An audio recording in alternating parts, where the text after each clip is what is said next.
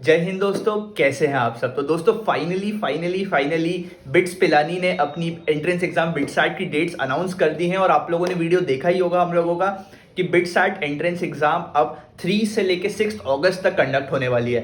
तो जैसा कि आप लोगों ने थंबनेल में देखा, काफ़ी सारे बच्चों को ये सवाल मन में आ रहा होगा कि क्या हम भी बिट्स पिलानी में एक सीट पा सकते हैं in the last 1 month. Can I crack BITSAT exam and score 300 plus और 350 plus in BITSAT to secure a seat in BITS Pilani. तो इन्हीं सारे सवालों के हम आपको जवाब देने वाले हैं और बताने वाले हैं कि क्या ये एक्चुअली पॉसिबल है, और अगर पॉसिबल है तो कैसे हम करेंगे, कैसे हम लोगों को 1 महीने में वो चीज़ करनी है।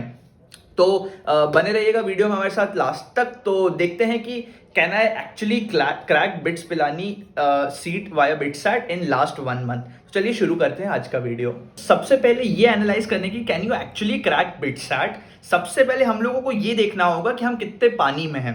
ठीक है, आज की डेट को आप ऑफ लीजिए और ये एनालाइज कीजिए कि हमारी कितनी प्रिपरेशन हो चुकी है और कितना हम लोगों को करना है और क्या क्या हम लोगों ने प्रिपेयर किया है। अब प्रिपरेशन को एनालाइज करने के लिए 3 चीजें होती हैं: थ्योरी कंप्लीशन, उसके बाद एडिक्वेट क्वेश्चन प्रैक्टिस और मॉक टेस्ट या फिर प्रीवियस ईयर क्वेश्चंस की प्रैक्टिस। ये 3 सेगमेंट होते हैं एनालाइज करने के लिए कि हम लोग कितना प्रिपेयर कर चुके हैं और हम लोग कितना प्रिपेयर करना बाकी है। ठीक है, तो आज आपको डे ऑफ लेना है। चाहिए तो आज आप मत पढ़ाई कीजिए, कुछ भी नया मत स्टार्ट कीजिए, बट आज ये आप एनालाइज कीजिए कि आपका कितना प्रिपरेशन हो चुका है और कितना नहीं हुआ है। अब जैसे किसी भी चैप्टर में आपको पता है कि आपने थ्योरी की है, कि उसके क्वेश्चंस लगाए हैं, या फिर उसके क्वेश्चंस के साथ साथ आपने मॉक टेस्ट और प्रीवियस ईयर क्वेश्चंस भी प्रैक्टिस किए हैं। ठीक है, ये तीनों चीजें आपकी कंप्लीटेड है, तो इसका ये मतलब है कि your that chapter you have practised enough and you are good to go with that chapter. ऐसे आपको हर चैप्टर के लिए एनालाइज करना है और इससे आपको पता चलेगा कि कितना परसेंट सिलेबस आपका हो गया है, कितना परसेंट आपका नहीं हुआ है। ठीक है, तो ये सबसे पहली चीज आज आप लोगों को एनालाइज करना है नेक्स्ट पूरा मंथ की स्ट्रैटेजी बनाने से पहले कि हमको कैसे प्रिपेयर करना है। ठीक है, अब बात ऐसी आती है कि काफ़ी सारे बच्चे ऐसे हैं जो पूरे टाइम एक्चुअली बोर्ड्स पे फोकस करते रहे और सिर्फ थ्योरी करते रहे। ठीक है, तो उन बच्चों के लिए कैसे क्या पॉसिबल है बिटसैट क्रैक करना। जी हाँ, अगेन वही चीज़, आपकी पूरी थ्योरी कंप्लीटेड है, आपको पता है कि नेक्स्ट महीने अगर मैं सफिशिएंट क्वालिटी क्वेश्चन अटेम्प्ट कर लूँ तो शायद पॉसिबल है कि हाँ आप भी बिटसैट के लिए प्रिपेयर हो जाओ। क्योंकि हम सबको पता है बिटसैट का पेपर इजी आता है बट ट्रिकी आता है। ट्रिकी कैसे, इन द सेंस कि भाई वो देंगे सिंपल सा ही कंसेप्ट, क्वेश्चन भी बहुत बड़ा नहीं होगा ना, उसमें कोई बहुत लंबा कैलकुलेशन होगा, बट एक छोटी सी हल्की सी आपने अगर ट्रिक लगा ली या फिर कंसेप्ट में थोड़ा मतलब कंसेप्ट घुमा के पूछ लिया, बस यही होता है बिट्स में। क्योंकि भैया उनको 150 क्वेश्चंस करवाने हैं 180 मिनट्स में, तो ऐसा तो नहीं होगा कि बहुत टफ पेपर आ जाएगा। तो सबसे पहले आज आप लोगों को अपने दीवार पे चिपकाना है कि बिटसैट टफ नहीं आएगा। ये अपने दिमाग से ख्याल ही निकाल देना है कि बिटसैट टफ आएगा। बस हम लोगों को सारे कंसेप्ट्स प्रैक्टिस अच्छे से करनी है ताकि हम लोग 1 महीने में एक चांस रख पाए अगर हमारी प्रिपरेशन उतनी अच्छी नहीं हुई है।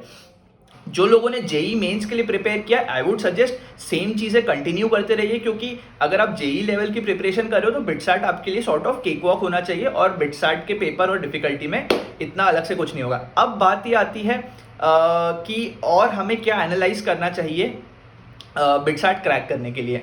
नेक्स्ट चीज़, किसी भी एग्जाम को क्रैक करने के लिए इस टाइम पे पैनिक नहीं करना है और 8-10 बुक एक साथ सॉल्व करना शुरू नहीं करना है। सबसे पहले आप लोगों को ये देखना है कि स्टैंडर्ड बुक्स उठानी है, किसी भी उसकी जिसकी भी आपकी सफिशिएंट प्रैक्टिस नहीं हुई है, आपको करना है तो स्टैंडर्ड बुक्स उठाइए। जैसे एचसीवी हो गया, या फिर सिंगेज की कुछ अच्छी बुक्स हो गई, या फिर केमिस्ट्री में Himanshu Pandey for organic. Standard books उठाइए और उसके मोस्ट ऑफ द क्वेश्चन लगाना शुरू कीजिए। ऑब्वियसली आप लोगों के पास इतना टाइम नहीं है आप कि हर क्वेश्चन लगा सकते हैं, बट हाँ ऐसा नहीं करना है कि 10 बुक उठा लिया और 10 के 10 के सिर्फ इजी सेक्शन लगा लिया। आपसे बनेगा, आपको कॉन्फिडेंस भी आएगा, बट एग्जाम में जाके आपके साथ दिक्कत क्या हो जाएगी कि आपसे क्वेश्चन नहीं बनेंगे। रीजन बीइंग आपने सारी बुक्स के सिर्फ इजी लगाए थे, मीडियम तक तो आप अपने लेवल पहुंचा ही नहीं पाए, राइट।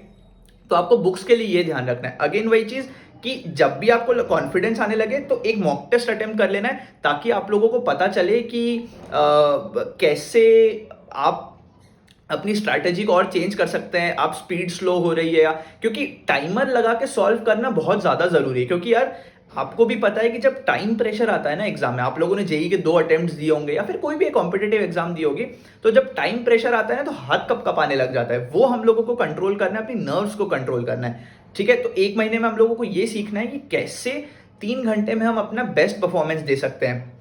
तो कहने के तौर पे ये ऑब्वियसली 1 मंथ स्ट्रैटेजी हम लोग आपके लिए लेके ही आएंगे, टाइम टेबल भी आप लोगों के लिए हम लेके ही आएंगे, कौन सी बुक्स अच्छी हैं इस समय में अटेम्प्ट करने के लिए वो भी हम आप लोगों के लिए लेके आएंगे। बट अभी के लिए आज का पूरा वीडियो का पर्पस यही है कि आपको 30 डेज को ऐसे डिस्ट्रीब्यूट करना है ताकि आपकी थ्योरी, ताकि आपके मॉक टेस्ट और ताकि आपके प्रीवियस ईयर या फिर कोई अच्छी बुक्स के क्वेश्चन तीनों कवर हो जाए। ये सबसे ज़्यादा इंपॉर्टेंट है किसी भी एग्जाम को क्रैक करने के लिए, एक चांस रखने के लिए।